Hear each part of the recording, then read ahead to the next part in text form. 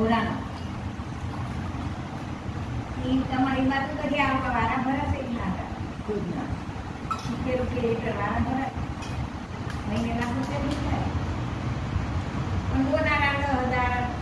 પાટીદાવાળા 10,000 એટલે પ્રકારદાર માણસો હોય તો થાય ને બધું ચાલે શું કહેવાય પેલું? દુર્ગેશ્વરીમાંથી હા પ્લાસ્ટિકનો ટુકડો એ તો એટલા કામ શ્રીખંડમાંથી નીકળે તો જય મારી